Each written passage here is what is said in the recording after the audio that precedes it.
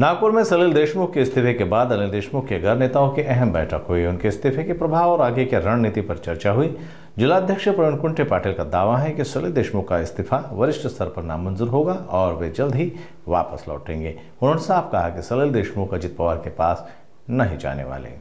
निश्चित घडामोड काल घडली आहे। सलिल देशमुख यांनी पक्षाच्या सदस्यत्वाचा राजीनामा दिलेला आहे। जिल्हाध्यक्ष म्हणून तुम्ही कसं पाहता? काल त्यांनी माध्यमांसमोर येताना काल सगळ्यांना सांगितलं की डॉक्टरांनी दिलेला मेडिकल ॲडवाईसमुळं ते पुढील 5-6 महिने सार्वजनिक जीवनापासून दूर जाण्याचा त्यांनी निर्णय घेतला। काल परवापर्यंत ते माझ्यासोबत होते। या संदर्भामध्ये त्यांच्याशी माझी चर्चा काल रात्री झाली। त्यांनी पण मला सांगताना हे सांगितलं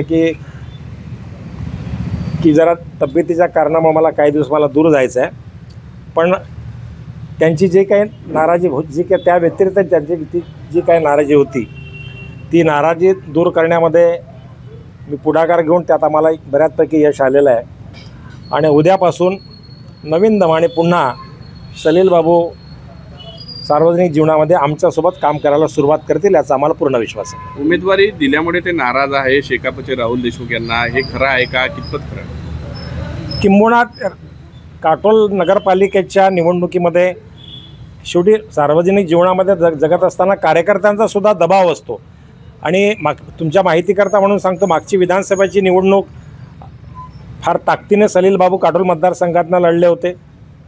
त्यामुळे कार्यकर्त्यांचा सुद्धा आग्रह असतो की आम्हाला सुद्धा न्याय मिळावा आणि सलील बाबूंचा सुद्धा आग्रह होता की त्यांच्या निवडणुकीमध्ये ज्या कार्यकर्त्यांनी जीवाचं रान केलं त्यांना सुद्धा नगरपालिकेची निवडणूक असेल, स्थानिक स्वराज्य संस्थांच्या नगरपंचायत असेल, नगरपालिका असेल, यात उचित प्रतिनिधित्व मिळावं आणि ही अपेक्षा काय चुकीची आहे मला असं वाटत नाही। त्यामुळे कदाचित त्या मुद्द्याला धरून जर काय लहान मोठी नाराजी असेल तर त्या संदर्भामध्ये सुद्धा निश्चितपणे आम्ही त्यांच्याशी चर्चा करतोय। माझी काल त्यांच्याशी चर्चा झाली आणि लवकरच त्यांची समजूत घालून उद्यापासून परवापासून पुन्हा ताकदीने पूर्ण जिल्ह्यामध्ये आमच्यासोबत फिरून पक्ष मजबूत करण्याचं काम निश्चित करतील याचा आम्हाला पूर्ण विश्वास आहे। तुम्ही नाराजी म्हणताय, नेमकी नाराजी काय आहे सलील बाबू? नाराज आता माध्यमांमधनं जे माध्यमांनी जे वारंवार लिहिण्याचं काम केलं आणि सांगितलं की नाराजी तुमच्याशी चर्चा झाली नाही, जर काही नाराजी असेल तर लहान मोठी नाराजी असेल तर शेवटी चर्चेतनं अनेक नाराजी कबूल जर करताय तर नेमकी काय नाराजी त्यांनी बोलून दाखवली ते पण मीडिया समोर सांगा ना। चर्चेतनं अनेक नाराजी लहान असेल की मोठी असेल, चर्चेतनं अनेक विषयाचा मार्ग निघत असतो आणि प्रश्न राजकारणामध्ये समाजकारणामध्ये संवाद हा महत्त्वाचा आहे आणि कालपासून आम्ही पुन्हा संवाद साधायला सुरुवात केली। आतापर्यंत संवाद सुरूच होता, पण किंवा जर काही छोट्या मोठ्या घटना घडल्या असतील तर त्या संदर्भामध्ये ती नाराजी दूर करून पुन्हा नव्या ताकदीने त्यांना पुन्हा पक्षामध्ये सक्रिय करण्याचं काम आम्ही जिल्हाध्यक्ष म्हणून निश्चितपणे मी करणार। एवढंच मला या ठिकाणी माझं मत मांडायचं आहे। सलील बाबू राष्ट्रवादी अजित पवारांच्या राष्ट्रवादीमध्ये जातील याचीही जोरदार चर्चा।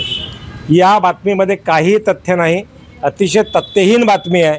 मी सलील बाबूंना ज्या पद्धतीने गेल्या अनेक वर्षापासून ओळखतो, अतिशय तरुण चेहरा आमच्या पक्षाचा आहे। पवार साहेबांवरती निष्ठा ठेवून काम करणारा तरुण चेहरा आहे। ज्या वेळेला आमचा पक्ष संकटामध्ये होता त्या वेळेला जिल्ह्याच्या राजकारणामध्ये आमच्या पक्षाला मजबूती करण्याचं काम सलील देशमुखांनी केलं।